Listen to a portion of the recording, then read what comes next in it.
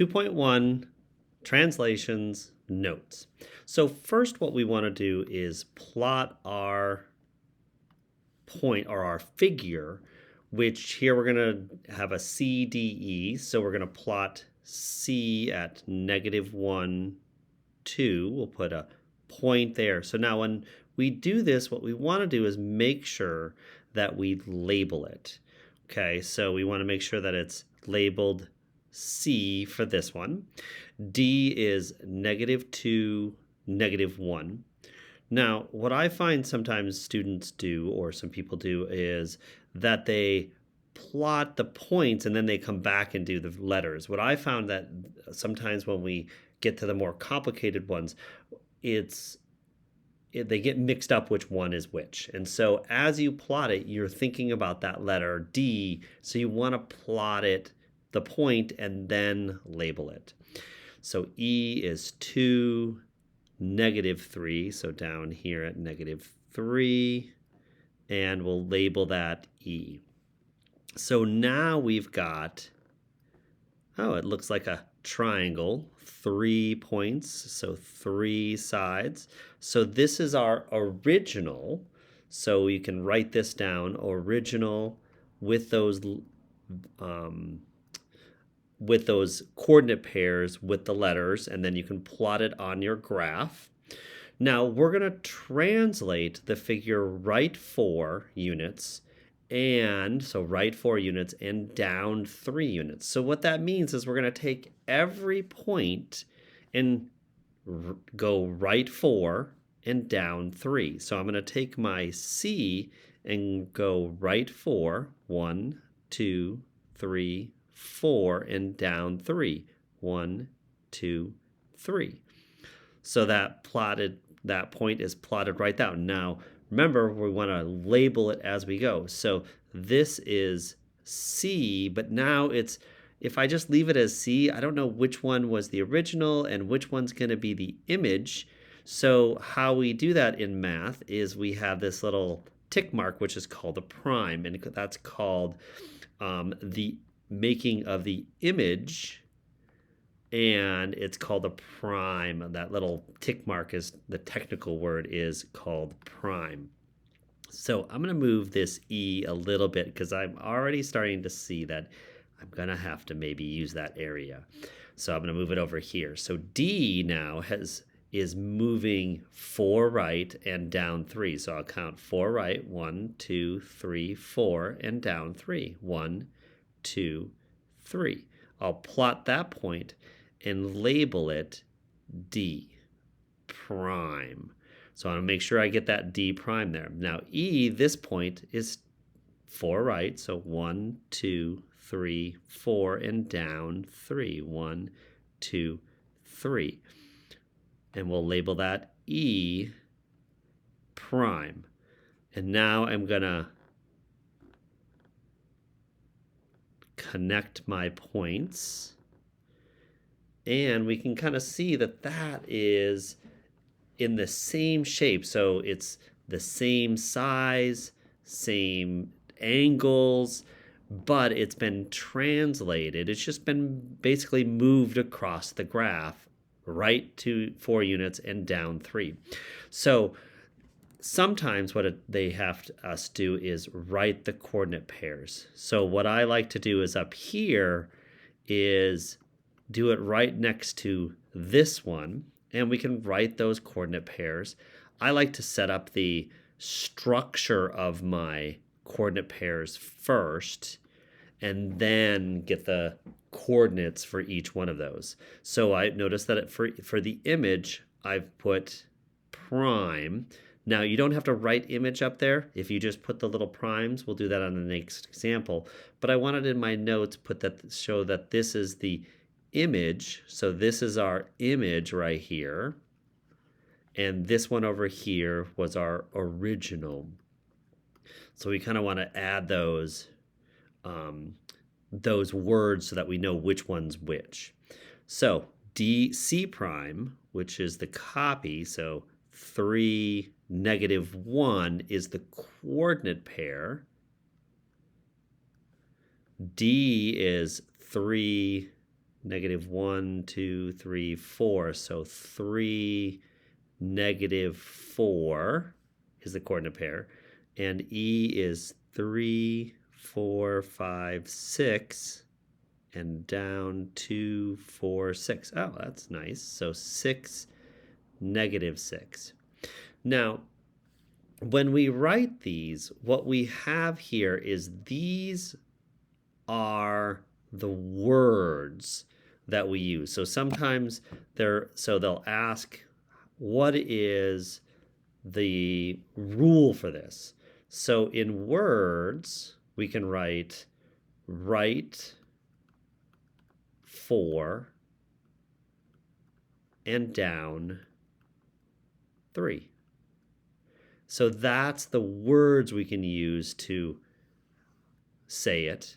Now, there is another way. We can use our coordinate pairs, and this is kind of what we in math, this is kind of the rule. So it's a little bit, it takes a little bit less space, but what the structure is, it's kind of cool because the structure is a coordinate pair. Now, we don't use these numbers over here, but we use the x, whatever the x will be, and the y. So I set that up, and then I think about, well, right 4 would be the x's, meaning that we went right, so that's a positive 4. So I'm going to just add 4 to the x because we're going right 4.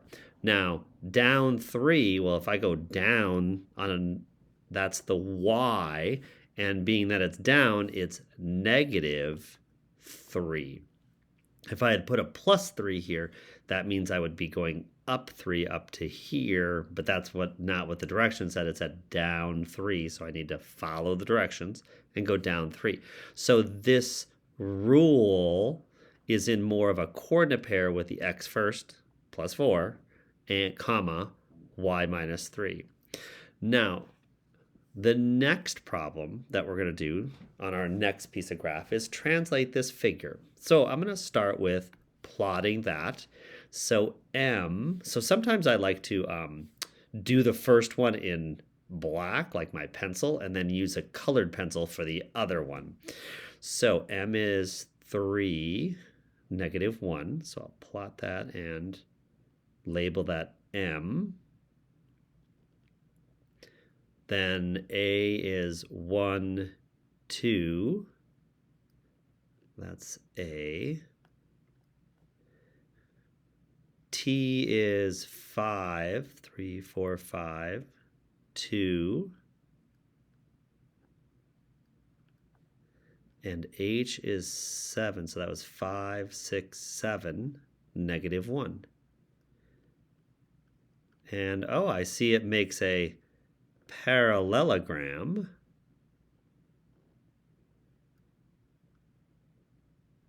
Meaning opposite sides are parallel. Now, I do see some people, my students love to color it in.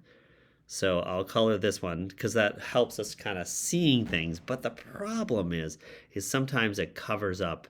If you use a colored pencil, you can just do it lightly.